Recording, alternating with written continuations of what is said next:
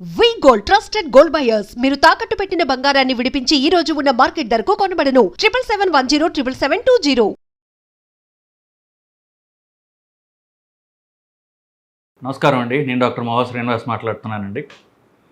మీకు షుగర్ ఉందా? షుగర్ ఉన్నప్పుడు కాళ్ళ మంటలు, అరికాళ్ళ నొప్పులు, కాళ్ళ నొప్పులు అలాగేమైనా ఉన్నాయా? అయితే ఈ వీడియో మీకు బాగా ఉపయోగపడుతుందండి. సో షుగర్ ఉన్న వాళ్ళల్లో కాళ్ళ నొప్పులు, అలాగే పాదం నొప్పులు, అరికాళ్ళలో నొప్పులు, మంటలు ఇలాంటివి రావడం అనేది చాలా కామన్గా చూస్తూ ఉంటాం. సో వీటికి కారణాలు ఏమిటి అనేది ఈ వీడియోల ద్వారా మనం తెలుసుకుందాం. ప్రధానంగా రెండు మేజర్ కారణాల వల్ల ఇవి సంభవిస్తాయి. ఒకటి కాలి నరాల ప్రాబ్లము, నర్వ్స్ అంటారు. అంటే స్పర్శ తెలిసేటటువంటి నరాలు ఏవైతే ఉంటాయో వాటి డ్యామేజ్ అయితే ఇలాంటివి సంభవిస్తాయి. రెండవది కాలి రక్తనాళాల ప్రసారంలో రక్తనాళాల్లో రక్త ప్రసారానికి అడ్డంకి వచ్చినట్లయితే కొలెస్ట్రాల్ ద్వారా కామన్గా అప్పుడు కూడా ఇలాంటివి రావడం జరుగుతూ ఉంటుంది. సో ప్రధానంగా రెండు నరాల ప్రాబ్లం ఉన్నదా? నరాల ప్రాబ్లం రావడానికి నరాలు డ్యామేజ్ అవ్వాలి. ఎట్లాగైతే ఒక కరెంట్ వైర్ మీ ఇంట్లో చూసుంటారు కదా. సో వైర్ మీద మామూలుగా ఇంట్లో ఉన్న వైర్ మీద ఒక ప్లాస్టిక్ కోటింగ్ వేసి ఉంటాడు. ఎందుకు?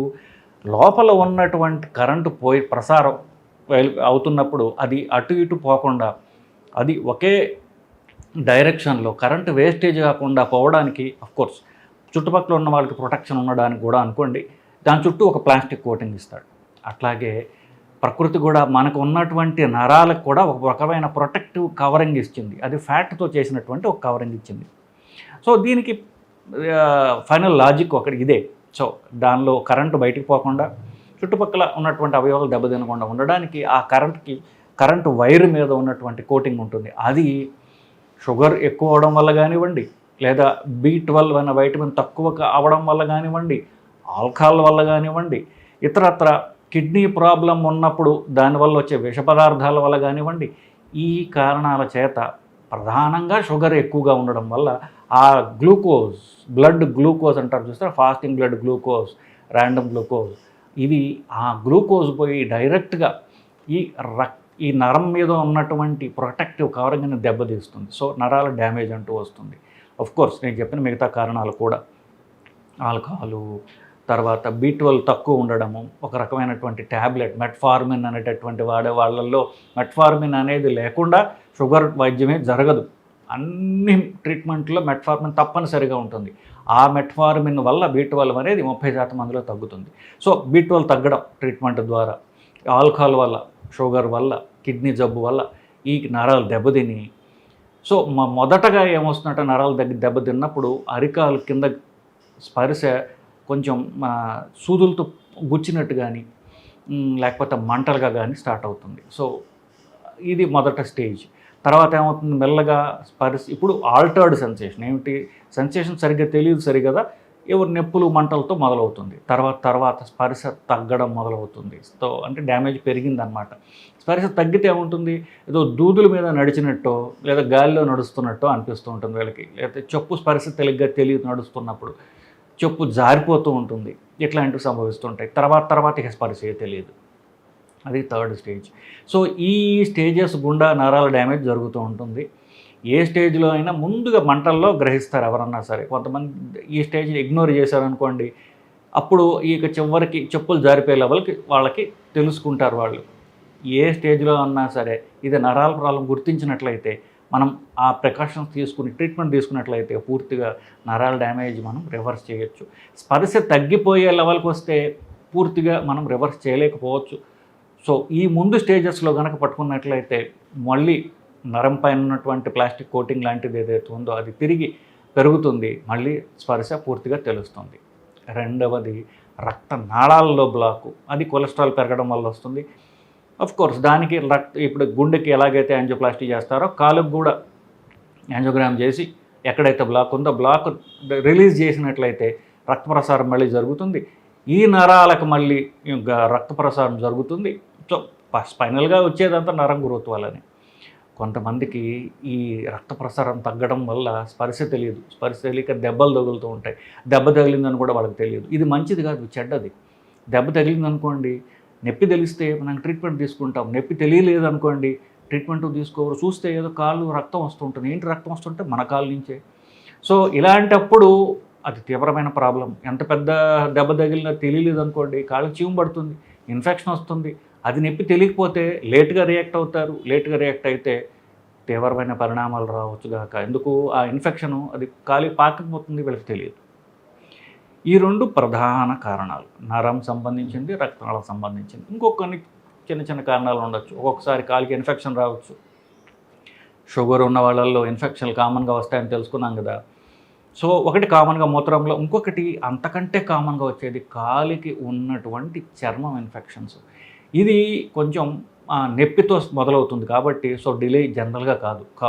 కాలి మీద ఉన్నటువంటి చర్మం ఎర్రగా అవ్వడం, నొప్పిగా ఉండటం, వాపు ఉండడం, ఇట్లాంటివి యూజువల్గా ఒక్క కాలుకే వస్తుంది. మొదట 2 కాళ్ళకి అరుదుగా వస్తుంది. యూజువల్గా ఒక కాలు వాయడం, నొప్పిగా ఉండడం, చుట్టూ ఎర్రగా ఉండడం, ఇట్లాంటివి ఉన్నట్లయితే అది ఇన్ఫెక్షన్, చర్మం తాలూకు ఇన్ఫెక్షన్ లెక్క.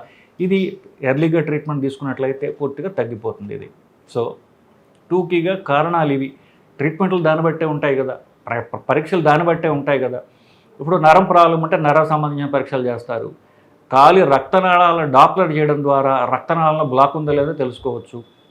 నరాల బ్లాక్కి కారణం నరాలు దెబ్బతినడానికి ఒక షుగర్ ఉందా, సో షుగర్ ఎంత ఉందో చూసుకోవడం, B12 ఎంత ఉందో చూసుకోవడం, ఆల్కహాల్ తాగుతుంటే దాన్ని ఆపడం, సో కిడ్నీ ప్రాబ్లం ఉందా లేదా కిడ్నీ పరీక్షలు చేసుకోవడం, ఇవన్నీ తెలిస్తే మనకి నరాల ప్రాబ్లం ఉందా లేదా, దాన్ని ఈ కారణాలు తగ్గించడం ద్వారా పరిస్థితి తగ్గించుకోవచ్చు. రక్తనాళాల్లో బ్లాక్ ఉందా లేదా అనేది డాప్లర్ ద్వారా తెలుస్తుంది.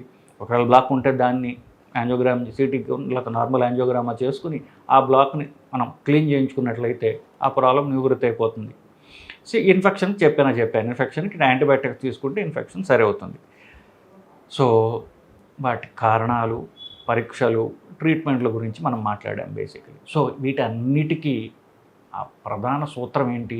షుగర్ ఎక్కువగా ఉండడం, షుగర్ కంట్రోల్ లేకపోతే ఇవన్నీ సంభవిస్తాయి. తర్వాత కాలి పరీక్ష చేసుకోవడం అనేది చాలా ముఖ్యం. ఇన్ఫ్యాక్ట్ షుగర్ ప్రాబ్లం ఉన్న వాళ్ళకి కామన్గా ఏం చెప్తారంటే, కనీసం మీరు వారానికి ఒకసారి అయినా మీ కాలుని మీ పాదాన్ని పరీక్ష చేసుకోండి.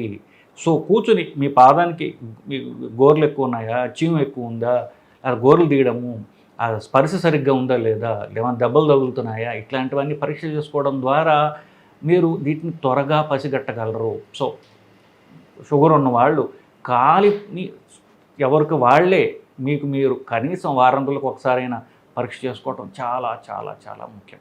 అప్పుడు ప్రాబ్లం ఉంటే త్వరగా తెలుస్తుంది, త్వరగా మనం ప్రాబ్లమ్స్ని పట్టుకుంటాము, దాని ట్రీట్మెంట్ త్వరగా మొదలు పెడతాము, తీవ్రమైనటువంటి ప్రాబ్లమ్ని ముందే మనం అరిగడతాం. పెద్దవాళ్ళు ఈ నరాలు దెబ్బతినప్పుడు చూసుకోరు, తెలుసుకోకుండా మార్నింగ్ వాకులు అంటూ వెళ్తుంటారు. ఎక్కడో కాలు జారి పడితే ఎముకలు విరిగేంతటువంటి సీరియస్ ప్రాబ్లమ్స్ సర్వసాధారణం. షుగర్ ఉన్న వాళ్ళల్లో ఈ నరాల పాదాల యొక్క నరాలు దెబ్బతిని పడటం, ఎముకలు విరగడం, సర్జరీలు చేయించుకోవడం అనేది సర్వసాధారణంగా జరుగుతుంటుంది. సర్జరీ అయిన తర్వాత కూడా ఆపరేషన్ చేసే డాక్టర్ ఆపరేషన్ చేస్తాడు కానీ కాలు నరాల పరీక్ష చేయడు కదా. సో అది మళ్ళీ షుగర్ డాక్టరో లేకపోతే నరాల డాక్టరో లేదా నాలాంటి వాడు ఎవడో పరీక్ష చేయాల్సిందే. ఇవి చెయ్యకపోతే మాటిమాటికి కాలు జారడం, పడటం, ఆపరేషన్లు అవ్వడం ఇవి జరుగుతూనే ఉంటాయి. సో కాలు పరీక్ష చేసుకోవడం యొక్క ఇంపార్టెన్స్ ఏంటో షుగర్ ఉన్న వాళ్ళకి ఎస్పెషల్లీ ఇప్పుడు మీకు తెలిసే ఉంటుంది. సో ఈ వీడియో ద్వారా మీరు షుగర్ ఉన్న వాళ్ళు అయితే మీరు త్వరగా, లేకపోతే షుగర్ ఉన్న వాళ్ళ చుట్టుపక్కల ఉన్నట్లయితే వాళ్ళ కాళ్ళ పరీక్షలు చేసుకోవాలి అనేటటువంటిది ఎవరికి వాళ్ళే స్పర్శ ద్వారా చేసుకోవటం అనేది ఎంత ముఖ్యం మీకు తెలిసి ఉంటుందండి. మీకు మీ పక్కన వాళ్ళకి ఈ వీడియో ఉపయోగపడుతుందని ఆశిస్తున్నానండి. నమస్కారం.